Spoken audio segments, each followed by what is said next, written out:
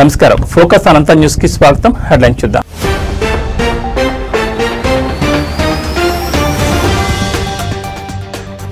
చలాన్ల విషయంలో కఠినంగా మారనున్న రూల్స్, నిర్లక్ష్యం చేస్తే లైసెన్స్ రద్దు.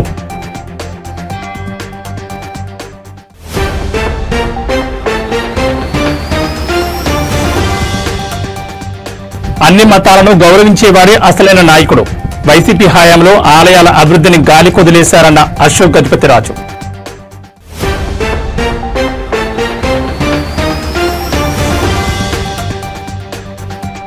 తోపుదుర్తికి పరిటాల సునీత స్ట్రాంగ్ వార్నింగ్, సునీతపై మాజీ ఎమ్మెల్యే తోపుదుర్తి సంచలన ఆరోపణలు.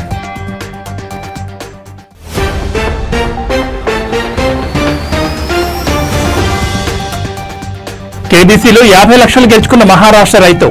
కౌన్ బనేగా కరోడ్పతి షోలో అమితాబ్ అడిగిన 14 ప్రశ్నలకు సరైన సమాధానాలు.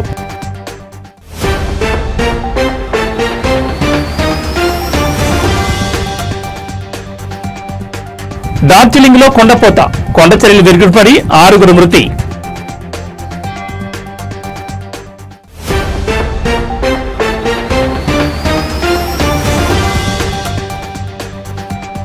గ్రీన్ జర్నీ పేరుతో ప్రజల రక్తం పీలుస్తున్నారు. ప్రభుత్వంపై కవిత తీవ్ర విమర్శలు.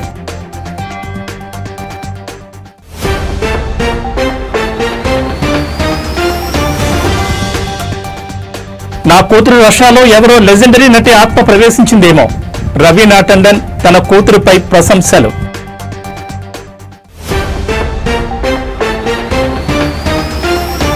ఇక డీటెయిల్స్ చూస్తే ట్రాఫిక్ రూల్స్ పాటించకుండా వాహనం నడుపుతున్నారా?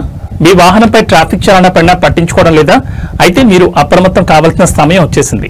పెండింగ్ చలాన్లు ఎన్ని ఉన్నా పోలీసులు ఆపినప్పుడు కడదాంలే అనుకుంటే ఇకపై కుదరదు. చలాన్ పడిన 45 రోజులుగా చెల్లించలేదంటే అంతే. 5 చలాన్లకు మించి పెండింగ్ లో ఉంటే లైసెన్స్ రద్దయినట్లు మీ మొబైల్ కు మెసేజ్ వస్తుంది. డ్రైవింగ్ లైసెన్స్ రెన్యువల్ కాకపోవచ్చు కూడా. మీ వాహనాన్ని ట్రాఫిక్ సిబ్బంది సీజ్ చేసే అవకాశం ఉంది. పెండింగ్ చలాన్ల విషయంలో కేంద్రం కఠిన చర్యలను ప్రతిపాదిస్తూ సెంట్రల్ మోటార్ వెహికల్స్ రూల్స్ 1989లో కేంద్ర రవాణా శాఖ నిర్ణయం తీసుకుంది. ఈ మేరకు డ్రాఫ్ట్ రూల్స్ నోటిఫికేషన్ తాజాగా విడుదల చేసింది. చలాన్ల జారీ, చెల్లింపు, అప్పీల్ చేయడం వంటి అంశాలను డిజిటల్ మానిటరింగ్, ఆటోమేషన్ ద్వారా ఆధారంగా వేగవంతం చేయాలని తెలిపింది. నిబంధనలు ఉల్లంఘిస్తే వాహనదారులకు సంబంధిత అధికారులు 3 రోజుల్లోగా ఎలక్ట్రానిక్ రూపంలో నోటీసులు జారీ చేయాలని, ఫిజికల్ రూపంలో 15 రోజుల్లోగా నోటీసు పంపాలని స్పష్టం చేసింది.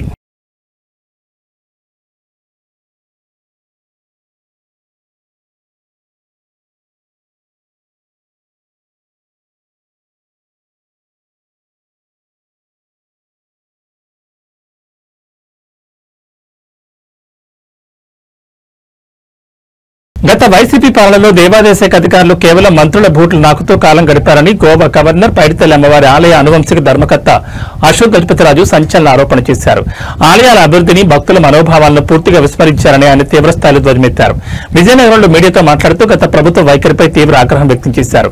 రాష్ట్రంలో ఎంతో ప్రాముఖ్యత కలిగిన దేవాలయాలను సైతం గత ప్రభుత్వం చిన్నచూపు చూసిందని అశోక్ మండిపడ్డారు. వైసీపీ 5 ఏళ్ల కాలంలో ఆలయాల అభివృద్ధి అనే మాటే వినిపించలేదని, మొత్తం వ్యవస్థను గాలి కొదిలేశారని విమర్శించారు. దేవాదాయ శాఖ మంత్రి వెల్లంపల్లి శ్రీనివాస్ పై కూడా ఆయన ఘాటు వ్యాఖ్యలు చేశారు. మంత్రిగా ఆయన ఆలయాల అభివృద్ధికి నయా పైసా కూడా ఉపయోగపడే పని చేయలేదని ఆరోపించారు. దేవాలయాల్లో అధికారుల పెత్తనం చెలాయించకూడదని, ముత్స విగ్రహాల్లో మిగిలిపోవద్దని ఆయన హితవు పలికారు. భక్తుల మనోభావాలను గౌరవిస్తూ వారి విజ్ఞప్తులను పరిగణలోకి తీసుకుని దేవుడికి సేవ చేయాలని సూచించారు.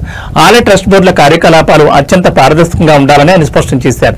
ఈ సందర్భంగా నాయకత్వ లక్షణాల గురించి మాట్లాడుతూ ప్రతి ఒక్కరూ సొంత మతాన్ని ఆచరిస్తూనే ఇతర మతాలను కూడా గౌరవించాలని అన్నారు. అన్ని మతాలను సమానంగా గౌరవించినప్పుడే నిజమైన నాయకుడు అవుతారని చెప్పారు.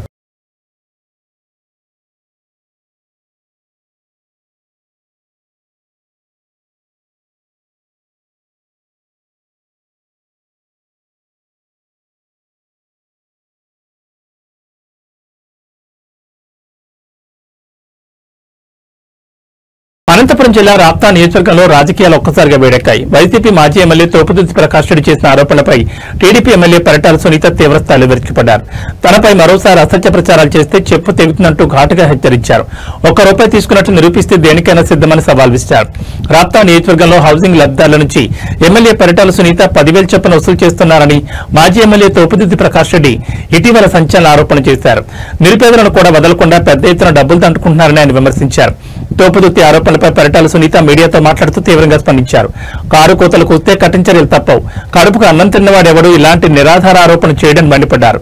తమ కుటుంబం 10 రూపాయలు జేబులోంచి తీసి పేదలకు సాయం చేస్తుంది తప్ప ఇతరుల వద్ద చేయి చాపే అలవాటు తమ రక్తంలోనే లేదని ఆమె స్పష్టం చేశారు.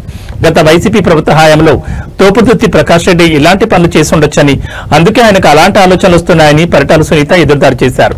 ఈ ఆరోపణలు ప్రత్యారోపణలతో రాప్తా నియోజకవర్గంలో రాజకీయ వాతావరణం మరింత వేడెక్కింది.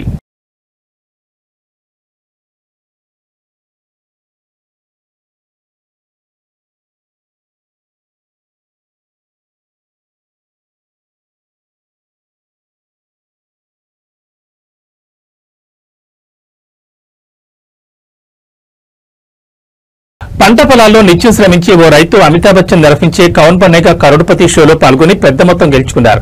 వరదలు చీడపీడలతో పంట నష్టపోయిన ఆ రైతును అదృష్టం కేబీసీ రూపంలో వరించింది. షోలో అమితాబ్ అడిగిన 14 ప్రశ్నలకు సరైన జవాబులు చెప్పి 50 లక్షలు గెలుచుకున్నారు. ₹1 ప్రశ్న విషయంలో జవాబు తెలియక రిస్క్ వద్దనుకుని పోటీ నుంచి తప్పుకున్నారు. మహారాష్ట్రకు చెందిన కైలాష్ కుంటేవార్ తన కేబీసీ అనుభవం గురించి మీడియాతో మాట్లాడుతూ చిన్నప్పటి నుంచి తాను చదువుల్లో ముందుండేవాడినని చెప్పారు. కేబీసీ షో వినోదం కోసమేనని భావించేవాడినని, 2018లో ఈ షోలో డబ్బు గెలుచుకున్న వ్యక్తితో మాట్లాడాక సీరియస్ గా దీనిపై దృష్టి సారించారని చెప్పారు. అప్పటి నుంచి కేబీసీ కోసం ప్రత్యేకంగా సిద్ధమైనట్లు వెల్లడించారు. రోజంతా పొలంలో కష్టపడ్డా ఇంటికొచ్చాక కనీసం 1 గంట పాటు కేబీసీ కోసం ప్రిపేర్ అయినట్లు కైలాష్ తెలిపారు. షోలో అమితాబ్ అడిగిన ప్రశ్నలకు వరుసగా సరైన జవాబులు చెప్తూ 50 లక్షలు గెలుచుకున్నారని, ₹1 ప్రశ్న విషయంలో కొంత సందిగ్ధం నెలకొందని చెప్పారు. దీంతో రిస్క్ తీసుకోలేక అప్పటి వరకు గెలుచుకున్న 50 లక్షలతో పోటీ నుంచి తప్పుకున్నట్లు కైలాష్ వివరించారు. తాను గెలుచుకున్న సొమ్మును ఖర్చు చేసే విషయంలో పిల్లల చదువులకే ప్రథమ ప్రాధాన్యమిస్తానని కైలాష్ తెలిపారు.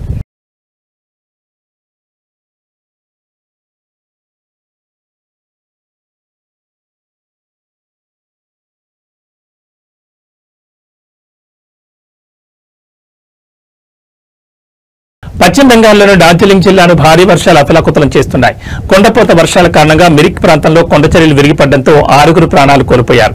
ఈ ప్రకృతి బీభత్సానికి పర్యాటక ప్రాంతాలైన మిరిక్, కుర్సియాంగ్లను కలిపే కీలకమైన దూదియా ఐరన్ బ్రిడ్జ్ పూర్తిగా కుప్పకూలింది. దీంతో ఆ ప్రాంతాల మధ్య రవాణా సంబంధాలు తెగిపోయాయి. కుర్సియాంగ్ సమీపంలోని జాతీయ రహదారి 110పై ఉన్న హుస్సేన్ ఖోలా వద్ద కూడా కొండచర్యలు విరిగిపడినట్లు అధికారులు తెలిపారు. ఈ ఘటనల కారణంగా పలు గ్రామాలకు వెళ్లే మార్గాలతో పాటు జాతీయ రహదారులు కూడా బురదతో నిండిపోయి రాకపోకలకు తీవ్ర అంతరాయం ఏర్పడింది. భారీ వర్షాల నేపథ్యంలో భారత వాతావరణ శాఖ డార్జిలింగ్, కాలింపాంగ్, కుచ్ బెహరా, జల్పైగురి, అలిపూర్ దుబార్ జిల్లాలకు రెడ్ అలర్ట్ జారీ చేసింది. ఉప హిమాలయ పశ్చిమ బెంగాల్ ప్రాంతంలో సోమవారం ఉదయం వరకు కొండపోత వర్షాలు కొనసాగే అవకాశం ఉందని ఐఎండీ తన బులెటిన్లో పేర్కొంది. జార్ఖండ్ పశ్చిమ ప్రాంతం, దాని పరిసరాల్లో కేంద్రీకృతమై ఉన్న అల్పపీడనం వల్లే ఈ వర్షాలు కురుస్తున్నాయని వాతావరణ శాఖ వివరించింది. ఈ అల్పపీడనం క్రమంగా బలహీనపడి బీహార్ వైపు కదులుతుందని అంచనా వేసింది. దక్షిణ బెంగాల్లోని ముర్షిదాబాద్, బీర్భూమ్, నాడియా జిల్లాల్లో కూడా సోమవారం వరకు భారీ వర్షాలు పడతాయని ఐఎండీ తెలిపింది. గత 24 గంటల్లో రాష్ట్రంలోని పలు ప్రాంతాల్లో ఓ మోస్తరు నుంచి భారీ వర్షాలు నమోదయ్యాయని, అత్యధికంగా బంకురాలో 65.8 మిల్లీమీటర్ల వర్షపాతం నమోదైందని అధికారులు వెల్లడించారు.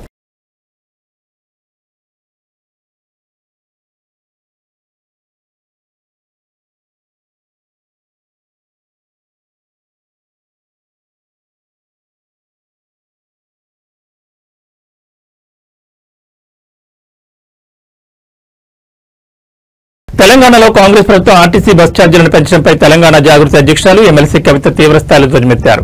సామాన్య ప్రజలంటే ముఖ్యమంత్రి రేవంత్ రెడ్డికి ఎందుకంత కోపమని సూటిగా ప్రశ్నించారు. ఈ మేరకు ఆదివారం ఆమె సోషల్ మీడియా ప్లాట్ఫామ్ ఎక్స్ వేదికగా తన నిరసన వ్యక్తం చేశారు. గ్రీన్ జర్నీ పేరుతో ప్రభుత్వం సామాన్యుల రక్తాన్ని పీల్చేస్తోంది, బస్సు ఎక్కడమే పాపం అన్నట్లుగా ప్రజల జేబులను గుల్ల చేస్తున్నారు అని కవిత తన పోస్టులో తీవ్రంగా విమర్శించారు. ఇటీవలే బస్ పాసుల ధరలను పెంచి చిరుద్యోగులు, విద్యార్థులపై పెనుభారం మోపిన ప్రభుత్వం ఇప్పుడు ఏకంగా బస్ ఛార్జీలను అమాంతం పెంచేయడం దారుణమని మండిపడ్డారు. ప్రభుత్వం తీసుకున్న ఈ నిర్ణయాలు సామాన్యులు నడ్డివిచ్చేలా ఉన్నాయని కవిత ఆవేదన వ్యక్తం చేశారు. ప్రజా రవాణాను ప్రజలకు దూరం చేసేలా ప్రభుత్వ విధానాలున్నాయని, ఛార్జీల పెంపు నిర్ణయాన్ని వెంటనే వెనక్కి తీసుకోవాలని కవిత డిమాండ్ చేశారు.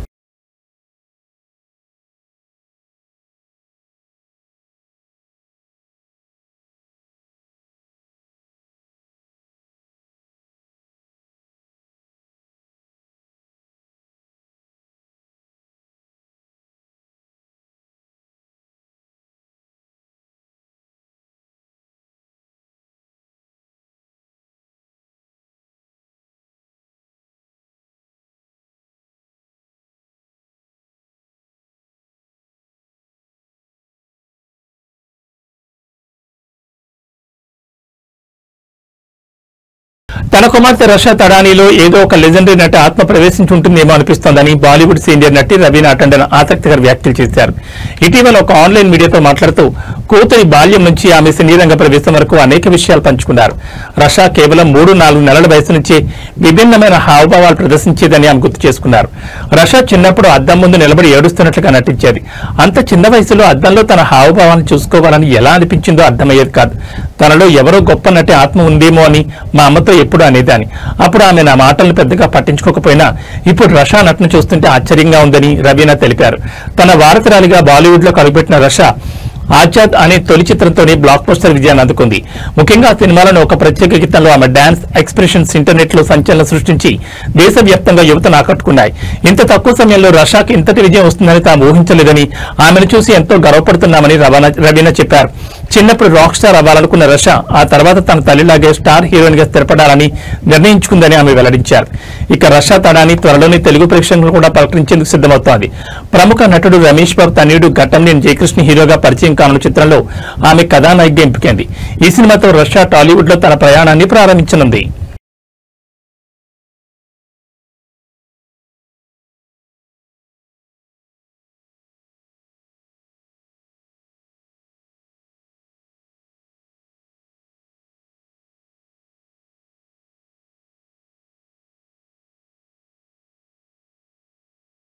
సభ్య సమాజం తలదించుకునే ఘటన తిరుపతి జిల్లాలో వెలుగు చూస్తుంది. కన్న కూతురి కాపురంలోనే చిచ్చిపెట్టిన ఓ తల్లి ఏకంగా ఆమె భర్తని పెళ్లి చేసుకునేందుకు సిద్దపడింది. ఈ దారుణాన్ని అడ్డుకునేందుకు ప్రయత్నించిన కూతురిపైనే హత్యాయత్నం చేసింది. స్థానికుల కథనం ప్రకారం కేవీబీపురం మండలంలోని ఓ గ్రామానికి చెందిన 15 ఏళ్ల బాలిక 18 ఏళ్ల యువకుడు 5 నెలల క్రితం ప్రేమ వివాహం చేసుకున్నారు. భర్త చనిపోవడంతో బాలిక తల్లి కూడా వారితోనే కలిపి ఉంటుంది. ఈ క్రమంలో ఆమె తన అల్లుడితో వివాహేతర సంబంధం పెట్టుకుంది. ఈ బంధం ముదిరి ఏకంగా పెళ్లి చేసుకోవాలని నిర్ణయించుకున్నారు. శుక్రవారం రాత్రి కూతురు చూస్తుండగానే ఆమె భర్త చేత తాళి కట్టించుకోవడానికి తల్లి ప్రయత్నించింది. తన భర్త తల్లి మెడలో తాళి కడుతుండడాన్ని చూసి ఆ బాలిక అడ్డుకుంది. దీంతో ఆగ్రహంతో ఊగిపోయిన తల్లి అల్లుడు కలిసి ఆమెపై దాడికి తెగబడ్డారు. రోకలి బండ తీసుకుని బాలిక తలపై బలంగా కొట్టారు. బాధితురాలు ఆర్తనాదాలు విన్న చుట్టుపక్కల వారు వెంటనే అక్కడికి చేరుకుని బాలికను కాపాడారు. జరిగిన దారుణం తెలుసుకుని తీవ్ర ఆగ్రహానికి గురైన స్థానికులు ఆ తల్లి అల్లుడికి దేహశుద్ధి చేసి పోలీసులకు అప్పగించారు.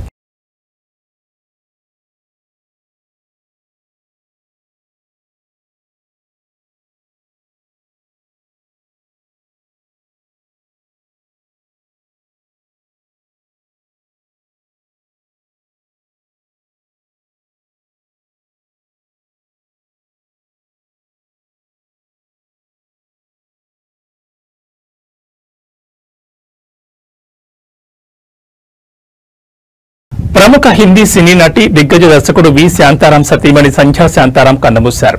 వయోభారంతో కొంతకాలంగా అనారోగ్యంతో బాధపడుతున్న ఆమె తన స్వగృహంలోనే తుదిశ్వాస విడిచారని తెలుస్తోంది. ఆమె మరణం పట్ల చిత్ర పరిశ్రమలో తీవ్ర విషాదం నెలకొంది. సంధ్యా శాంతారాం సినీ రంగంలో సుదీర్ఘకాలం పాటు తనదైన ముద్ర వేశారు. ఆమె హిందీతో పాటు మరాఠీ సినిమాల్లో కూడా విజయవంతంగా నటించారు.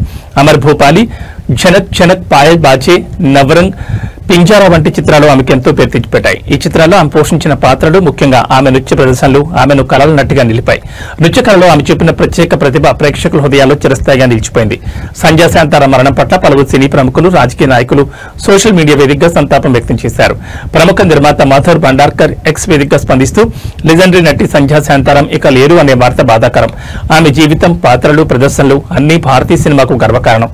ఆమె నటించిన చిత్రాల్లోని ఐకానిక్ రోల్స్ ఎప్పటికీ మన హృదయాల్లో నిలిచిపోతాయంటూ నివాళులర్పించారు.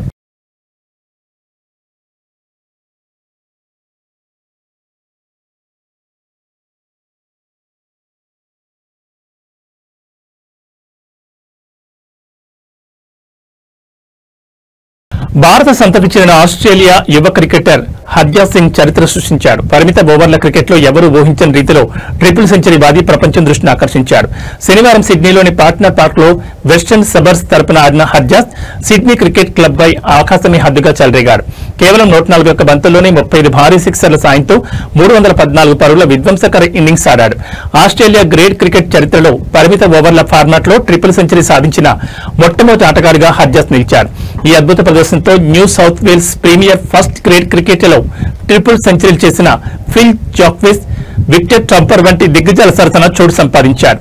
హర్జాస్ సిడ్నీలో జన్మించినప్పటికీ అతని మూలాలు భారత్లోనే ఉన్నాయి. అతని తల్లిదండ్రులు 2000 సంవత్సరంలో చండీగఢ్ నుంచి సిడ్నీకి వలస వెళ్లారు. 2024 అండర్-19 ప్రపంచ కప్ ఫైనల్లో భారత్ పై 55 పరుగులు చేసి ఆస్ట్రేలియా విజయంలో కీలక పాత్ర పోషించడం ద్వారా హర్జాస్ అప్పట్లోనే వార్తల్లో నిలిచారు. ఆ మ్యాచ్ లో ఆస్ట్రేలియా తరపున అదే అత్యధిక స్కోర్ కావడం విశేషం. ఈ రికార్డు ఇన్నింగ్స్ పై ఫాక్స్ క్రికెట్ తో హర్జాస్ మాట్లాడుతూ, నా కెరీర్ లోనే ఇంత క్లీన్ గా బంతిని బాదడం ఇదే మొదటిసారి. ఆఫ్ సీజన్ లో నా పవర్ హిట్టింగ్ పై చాలా కష్టపడ్డాను. ఆ కష్టం ఈ రోజు ఫలించినందుకు గర్వంగా ఉందని చెప్పారు. గతంలో బయట విషయాల గురించి ఎక్కువగా ఆలోచించేవాడినని, కానీ ఇప్పుడు కేవలం తన ఆటపైన దృష్టి సారించానని పేర్కొన్నాడు. ఈ అసాధారణ ప్రదర్శన హర్జాస్ కెరీర్ కు గొప్ప మలుపుగా మారే అవకాశం ఉంది. అతని సహచరులైన శామ్ కాన్స్టాస్, హ్యూ వీబ్చియన్ వంటి వారు ఇప్పటికే రాష్ట్ర స్థాయి జట్లకు ఆడుతుండగా, కాన్స్టాస్ టెస్టుల్లో కూడా అరంగేట్రం చేశాడు. ఈ ట్రిపుల్ సెంచరీతో హర్జాస్ కూడా ఆస్ట్రేలియా జాతీయ సెలెక్టర్ల దృష్టిలో పడ్డాడు.